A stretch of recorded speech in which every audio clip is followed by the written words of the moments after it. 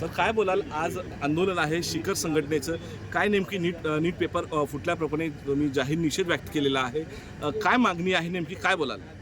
नीट paper फुटीमुळे महाराष्ट्रातील नव्हे तर देशातील संपूर्ण कोचिंग क्लासेसचं क्षेत्र बदनाम होत आहे आणि म्हणून ज्या लोकांनी हे कृत्य केलं आहे त्या लोकांना शिक्षा व्हायलाच पाहिजे आणि जे कोचिंग क्लासेसचं पवित्र क्षेत्र आहे त्या क्षेत्राला समाजाने आणि शासनाने समजून घेणं आवश्यक आहे। आणि दुसरी गोष्ट, जे विद्यार्थी बिचारे मेहनत करून एवढा अभ्यास करून पैसे खर्च करून त्या ठिकाणी ते सगळं मार्क मिळवतात आणि मेहनत करतात, त्यांची मेहनत अशा प्रकारांमुळे वाया जाते।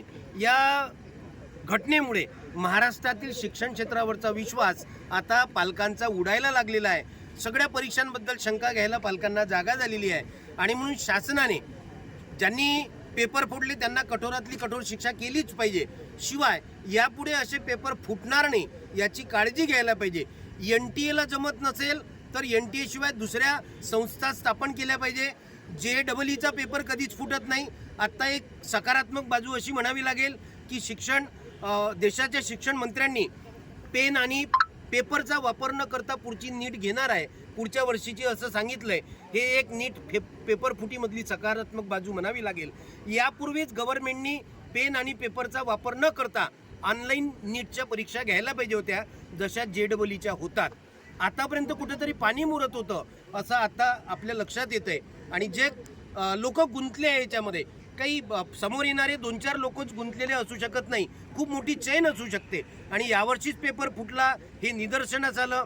अनेकदा पालक कोर्टात जातात, अनेकदा विद्यार्थी कोर्टात जातात।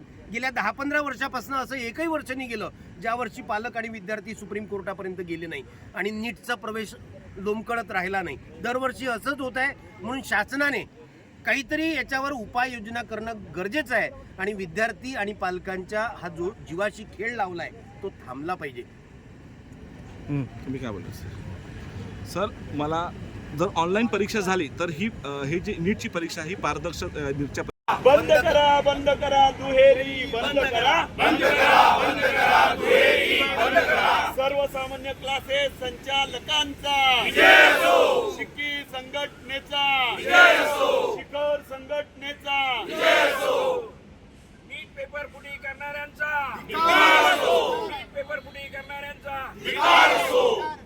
नीट पेपर फुटणाऱ्यांना शिक्षा झालीच पाहिजे।